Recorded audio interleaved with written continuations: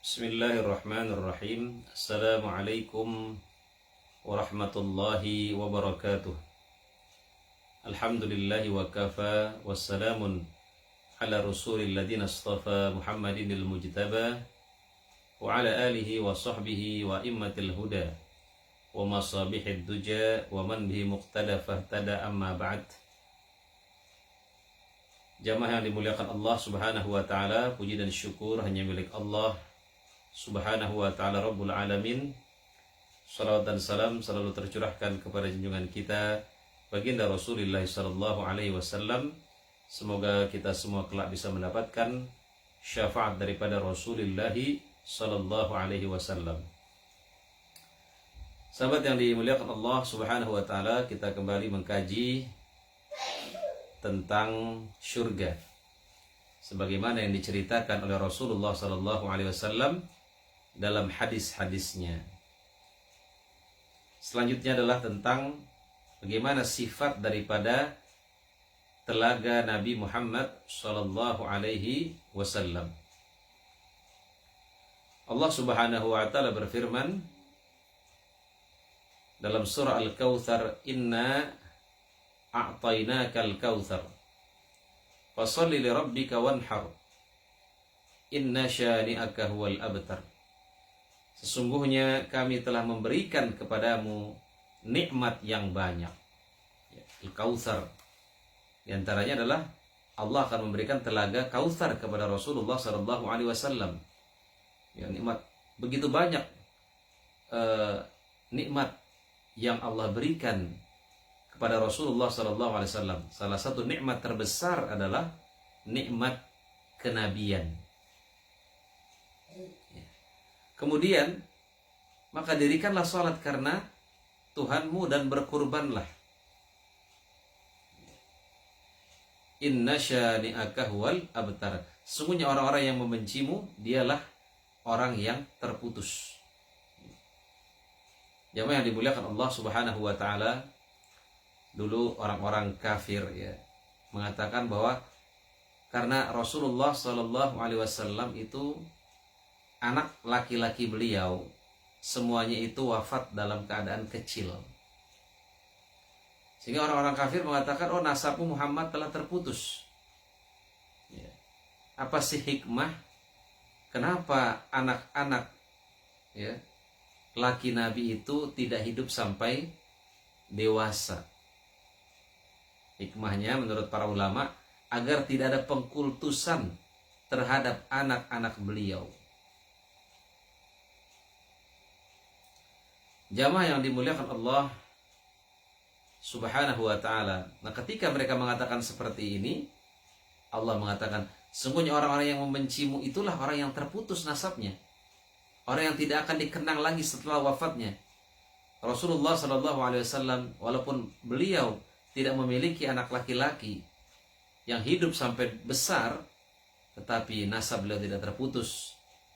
Sampai sekarang nama beliau tidak pernah berhenti disebut dalam salat, dalam adzan, dalam syahadat, selalu disebut nama Rasulullah sallallahu alaihi wasallam. Wa rafa'na laka dzikrak, kami angkat namamu Muhammad sallallahu alaihi wasallam. Jamaah yang dimuliakan Allah subhanahu wa ta'ala, lalu bagaimana sifat daripada telaga Al-Kautsar itu? Abdullah bin Amr bin As meriwayatkan sabda Rasulullah sallallahu alaihi wasallam, "Haudi masiratu syahrin, ma'uhu abyad minal laban, wa rihuhu atyabu minal misk, wa kizanuhu kanujumis sama, man syariba minha fala yadhma'u abada." Telagaku adalah sejauh perjalanan sebulan. Masya Allah. Ini artinya begitu luas telaga Rasulullah sallallahu alaihi wasallam ya. Airnya lebih putih daripada susu, baunya lebih harum daripada kasturi, bejananya sebanyak bintang di langit. Siapa yang minum darinya, maka ia tidak akan merasakan haus selamanya. Masya Allah. Insya Allah mudah-mudahan kita semua bisa minum di telaga Rasulullah SAW. Dan siapa yang minum dari telaga itu, dia tidak akan haus selamanya. Apalagi ketika yaumil qiyamah, ketika yaumil mahsyar, itu begitu dekat jarak antara kita dengan matahari. Ya, hanya sejengkal bercucuran keringat kita. Tentunya ketika itu kita sangat haus sekali. Dan ketika kita sudah minum dari telaga Kautsar, kita tidak akan kehausan selamanya. Jamaah yang dimuliakan Allah Subhanahu wa taala, Anas meriwayatkan sabda Rasulullah sallallahu alaihi wasallam, luas telagaku seperti antara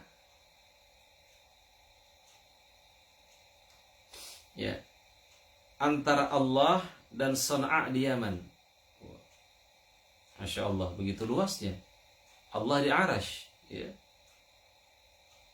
Di dalamnya terdapat bejana-bejana sebanyak jumlah bintang di langit. Tidak terhitung bejana-bejana yang ada dalam telaga Kautsar. Sebagaimana kita tidak bisa menghitung bintang yang ada di langit. Abu Hazim meriwayatkan dari Sahal bin Sa'ad, Rasulullah bersabda, aku datang lebih dahulu daripada kalian di telaga. Siapa yang lewat di hadapanku, maka ia minum. Dan siapa yang minum, maka ia tidak akan merasakan dahaga selamanya. Sungguh, beberapa golongan datang kepada aku mengenal mereka, dan mereka mengenalku. Kemudian dihalangi antara diriku dengan mereka. Jamaah yang dimuliakan Allah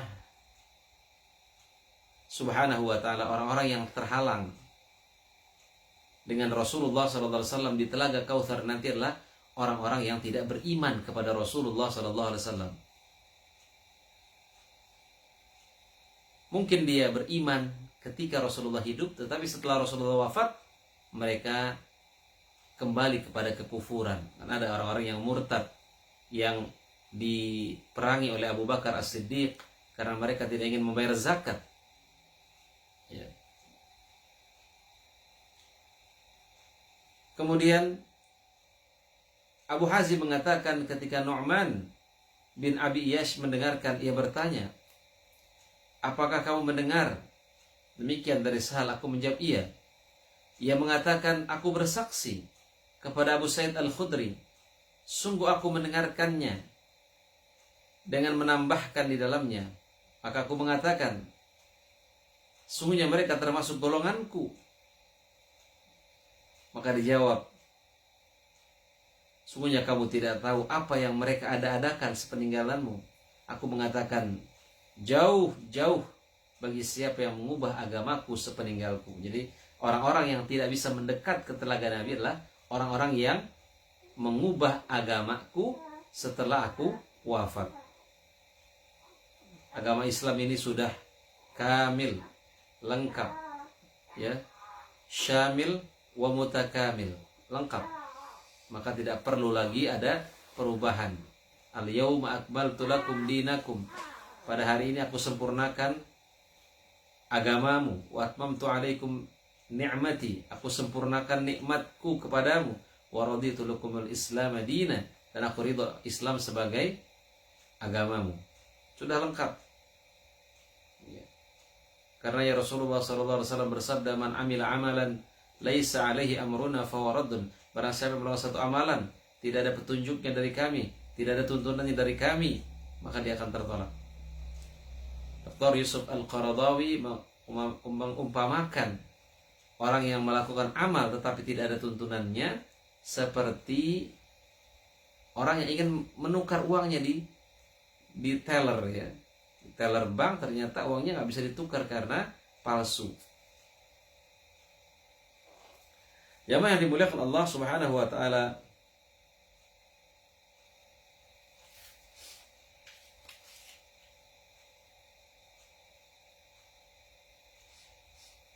Asma binti Abu Bakar mengatakan, sesungguhnya aku berada di atas telaga, sehingga aku melihat orang yang masuk kepadaku dari antara kalian, dan segolongan orang dihalangi mendekati aku.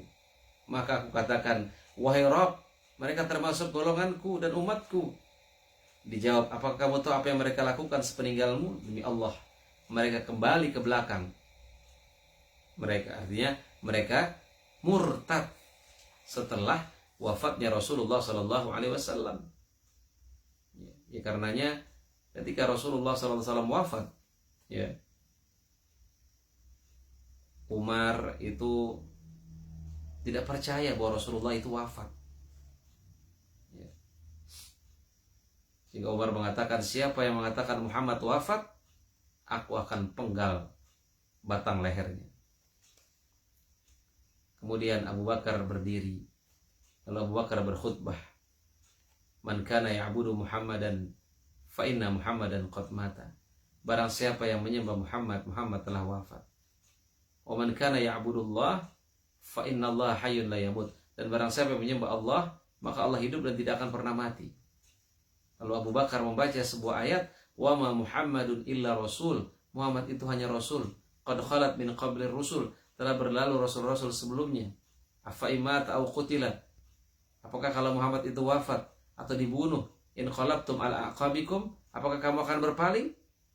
Wa may yanqalib ala aqibaihi fala yadurrullaha syai'a. Barang siapa yang berbalik, ya, kembali menjadi murtad, dia tidak akan memberikan mudarat kepada Allah Subhanahu wa taala. Wa sayazillahu syakirin, dan Allah akan memberikan pahala kepada orang-orang yang bersyukur. Seseorang berislam Allah tidak untung. Seseorang murtad juga Allah tidak rugi. Kita berislam untuk kita, bukan untuk Allah Subhanahu wa taala keuntungannya. Sama juga kita salat, kita puasa, kita zakat untuk kita, bukan untuk Allah Subhanahu wa taala. Kita tidak beribadah, Allah tidak rugi, Allah tidak turun derajatnya dari Tuhan. Kita beribadah pun Allah tidak bertambah kemuliaannya. Dia memang mulia. Dia tidak membutuhkan ibadah kita, tapi kitalah yang membutuhkan ibadah kepada Allah Subhanahu wa taala. Jamaah yang dimuliakan Allah Subhanahu wa taala, Ibnu Abi Mulaika pernah berdoa, ya Allah, sungguhnya kami berlindung kepadamu dari kembali ke belakang kami atau murtad. Ya. Pokoknya kita selalu berdoa, Allahumma ya muqallibal qulub, tsabbit qulubana ala dinik. Wahai Allah yang membolak-balikkan hati, tetapkanlah hati ini untuk tetap beribadah kepadamu. Allahumma ya musarrifal qulub, sarrif qulubana ala ta'atik. Wahai Allah yang membolak-balikkan hati, balikkan hati ini untuk taat kepadamu. Karena hati ini, kata para ulama, hati ini sesuai dengan namanya qalbun. Ya, limadha sumiya bil qalb? Kenapa dinamakan hati? Li'annahu yataqallab. Ya, dinamakan qalb li'annahu yataqallab daiman. Dia akan berputar terus, berbolak-balik terus. Bahkan berbolak-baliknya hati lebih cepat daripada air yang mendidih. Karena kita minta kepada Allah, Rabbana la tuzigh qulubana ba'da idh hadaitana wa hab lana min ladunka rahmah. Ya Allah, jangan kau cabut hidayah daripada hati kami setelah kau memberikan hidayah kepada kami. Maka tugas kita adalah merawat hidayah itu sampai kita mati. Wa'bud rabbaka hatta ya'tiyakal yaqin. Dan beribadahlah kepada Rabbmu sampai kamu mati. Ya. Mudah-mudahan kita wafat dalam keadaan husnul khatimah, sehingga kita bisa bertemu dengan Rasulullah SAW di telaga Kautsarnya, dan kita bisa meminum air daripada telaga Kautsar itu.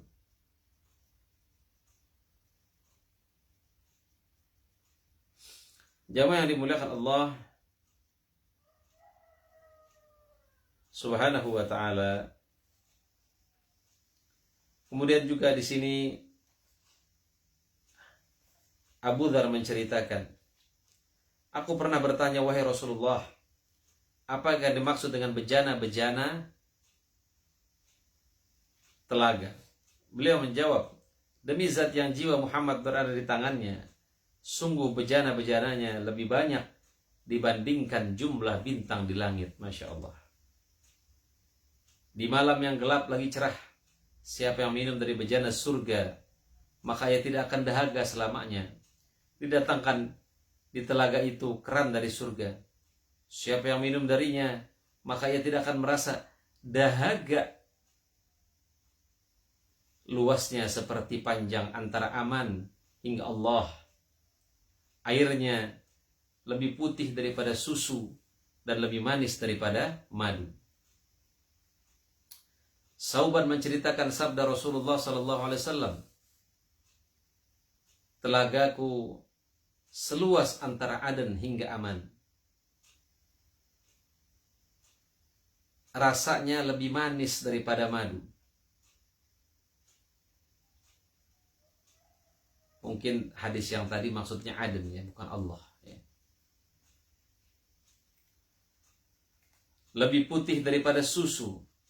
Gelas-gelasnya sebanyak bintang gemintang di langit. Subhanallah. Tidak usah kita ketakutan kehabisan gelas, karena gelas yang Allah sediakan begitu banyak. Ya, bayangkan yang minum pasti sangat banyak sekali dari umat Rasulullah Sallallahu Alaihi Wasallam. Siapa yang minum darinya, maka tidak akan merasa dahaga setelah itu selamanya. Manusia yang mula-mula datang kepadaku adalah orang-orang fakir dari kalangan muhajirin, yang kusut rambutnya, kotor pakaiannya, yang tidak dibukakan untuk mereka pintu-pintu yang tertutup,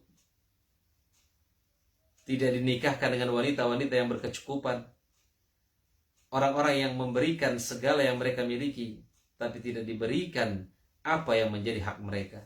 Inilah orang-orang yang pertama kali datang kepada Rasulullah SAW untuk minum dari telaga Kautsar. Ya, karena mereka orang-orang yang saleh, orang-orang yang baik. Ya. Sehingga Allah hibur mereka dengan mereka lebih dahulu bisa mendapatkan minuman dari telaga Kautsar. Sebagaimana orang-orang fakir. Orang-orang fakir masuk ke surga lebih dahulu daripada orang-orang kaya. Kenapa? Karena mereka sudah susah di dunia. Ya, maka Allah sebagai bentuk hiburan, Allah dahulukan mereka untuk masuk surga.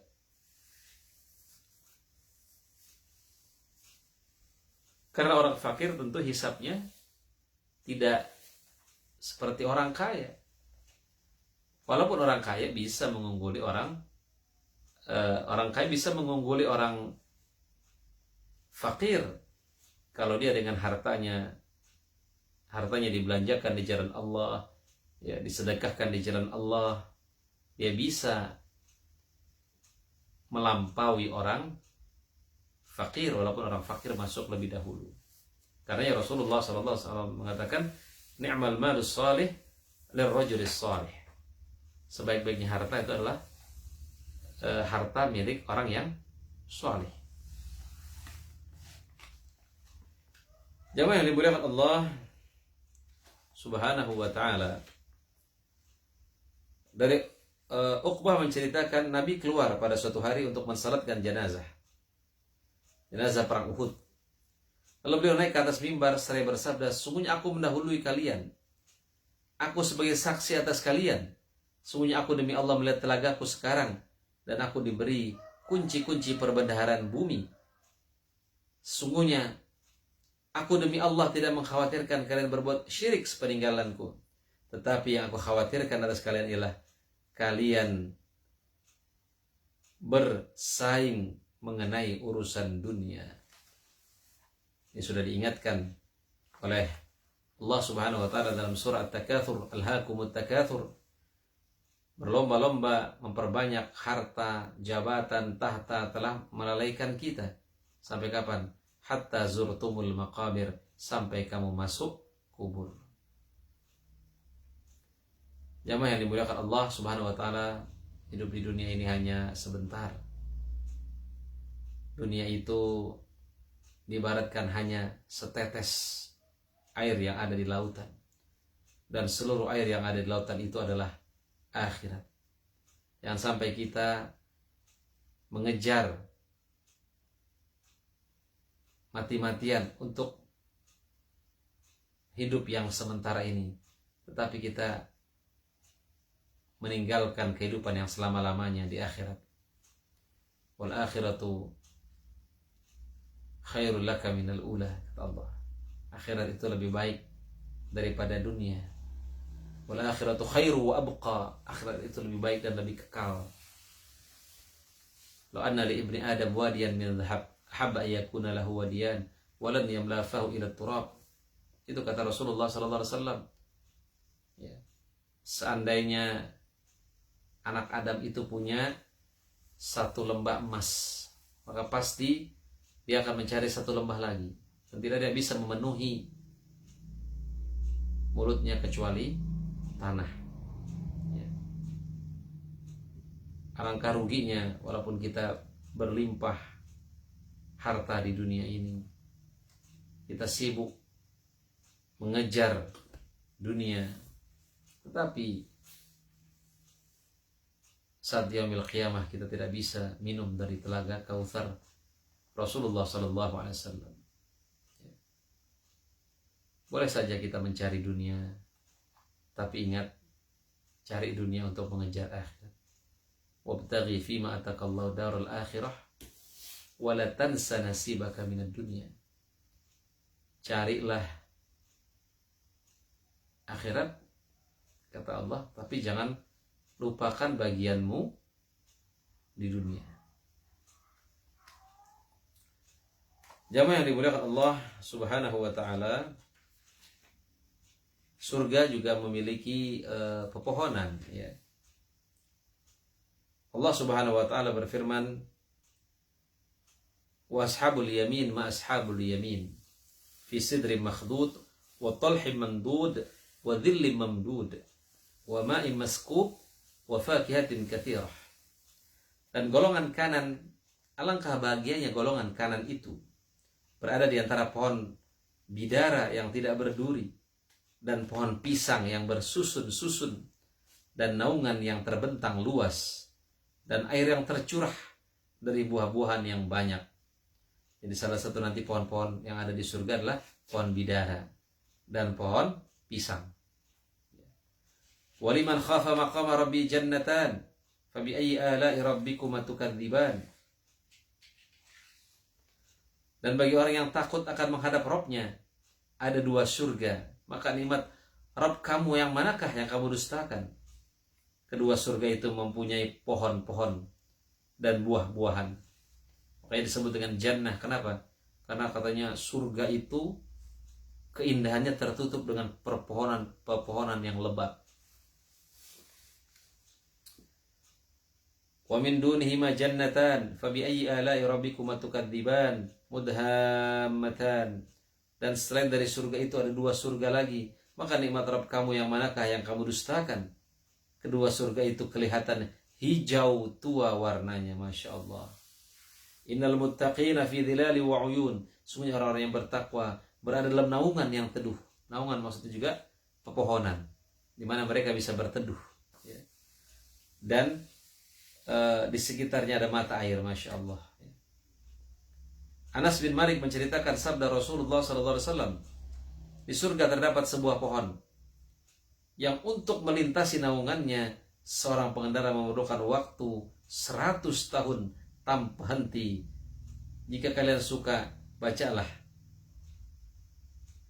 Dan naungan yang terbentang luas dan air yang tercurah, Masya Allah, mengelilingi satu pohon saja membutuhkan waktu 100 tahun. La haula wala quwata illa billah. Itu perjalanan tanpa henti. Bagaimana kalau dengan istirahat? Jadi begitu luas pepohonan di surganya Allah Subhanahu wa taala. Sabda Rasulullah sallallahu alaihi wasallam juga, di surga terdapat sebuah pohon yang dilintasi oleh seorang penunggang yang lihai lagi cepat selama 100 tahun tanpa henti. Asma binti Abi Bakar menuturkan, aku mendengar Rasulullah menyebut Sidratil Muntaha seraya bersabda, untuk melintasi naungan dahan dari pohon surga, seorang pengendara memerlukan waktu 100 tahun. Atau beliau bersabda, bernaung di bawah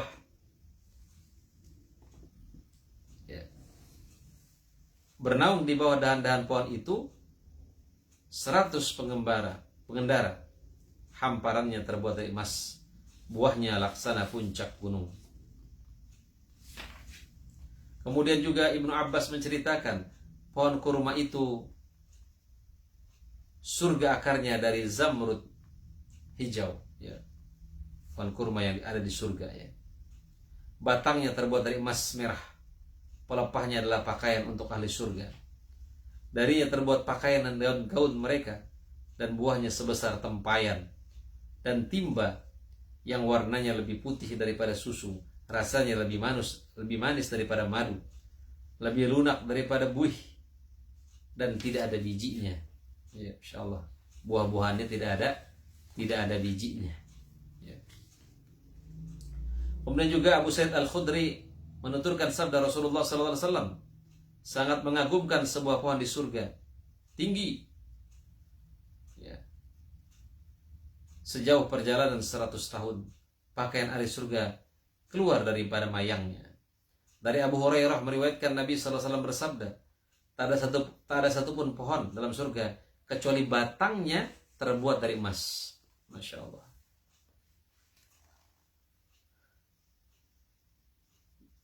Batangnya terbuat dari emas. Kalau itu terserah Allah Subhanahu wa taala. Ya. Kalau di akhirat kan, kalau di dunia kita kan dilarang, laki-laki dilarang pakai emas.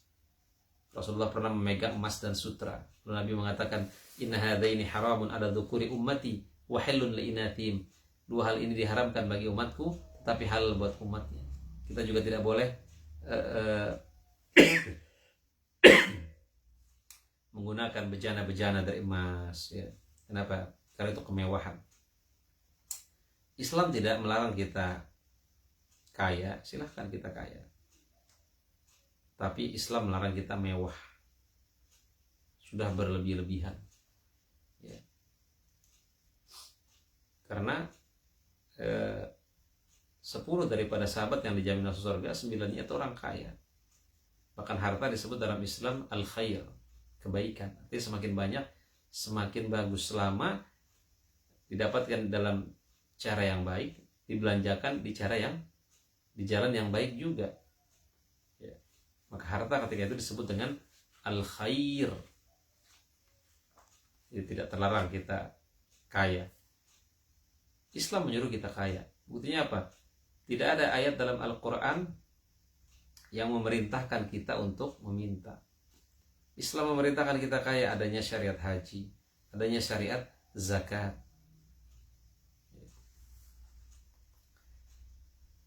Jamaah yang dimuliakan Allah Subhanahu wa taala, nah adapun di surga nanti yang mungkin diharamkan di dunia dibolehkan di surga. Memakai emas, memakai sutra, ya, minum khamar dibolehkan. Karena sudah dihalalkan oleh Allah Subhanahu wa ta'ala. Surga, tidak ada lagi larangan-larangan di surga.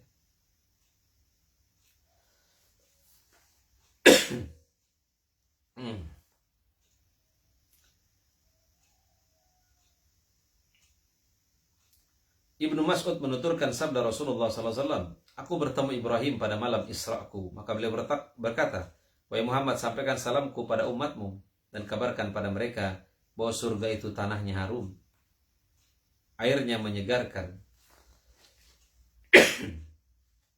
surga itu lembah yang subur, dan tanamannya adalah subhanallah, alhamdulillah, la ilaha illallah, wallahu akbar. Bahkan di surga nanti ada orang yang meminta kepada Allah untuk bisa menanam.